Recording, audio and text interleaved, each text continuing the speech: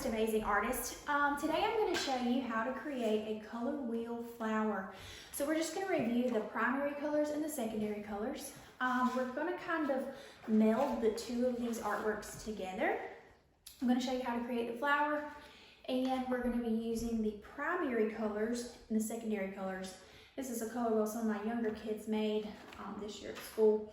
So the primary colors, red, yellow, and blue. If you have these three colors are the only ones that you cannot mix. If I don't have a red, yellow, or blue type of color, then there's no way that I can mix any other colors together and create those colors.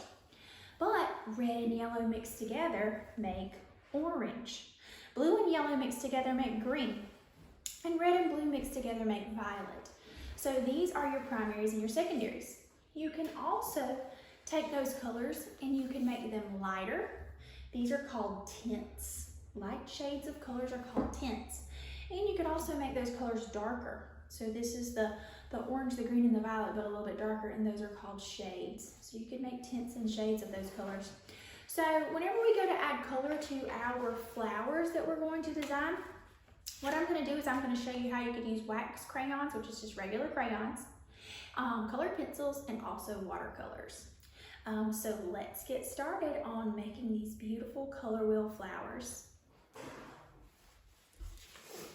All right, so the first thing that I'm going to do is I'm going to take my scrap paper and I am going to fold this. I'm going to take the bottom left corner and fold it over where I've got this side in line with this side.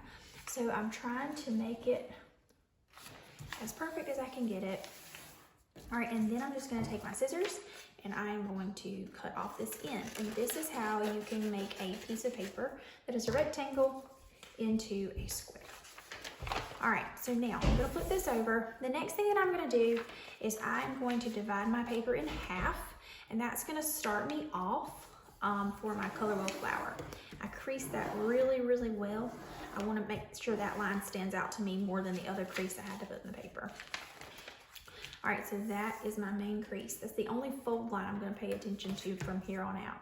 So I'm going to take this, I'm going to draw a pencil line going down, and so this is dividing my paper in half. I can't really use this line here because that would make 8 sections for me, and when I'm doing this type of color wheel, I need to do only 6 sections, as you can see here. So I've got the red, the yellow, and the blue, and then I'll need room for the green and the violet and the orange. So what I'm gonna do now is I'm just gonna turn my paper this way and I'm gonna make an X. So I'm just gonna draw one line this way, turn my paper this way, and I'm gonna do another line. Okay, all right, so now I've got 1, 2, 3, 4, 5, 6 different sections. All right, so now I'm gonna switch over to a marker. You can use a pencil, you can use whatever that you have, but now I'm going to make my flower petals. So I'm gonna start out with just a teardrop shape in each section.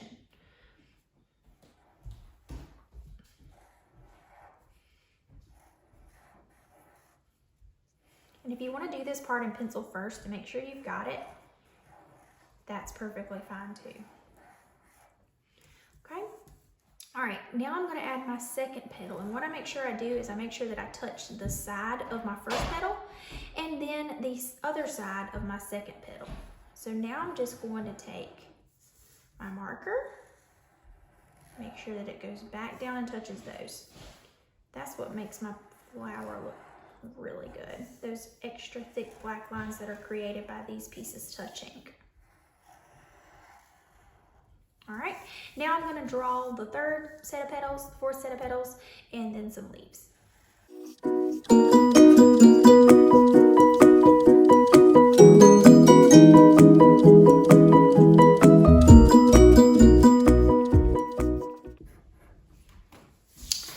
All right, in our color wheel flower, you could call this complete, but I'm gonna go ahead and add a few more little details just to make it a little bit more unique and original.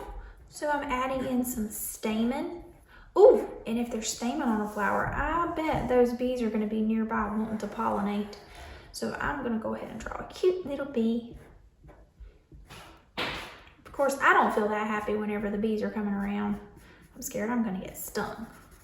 but bees have a very important job.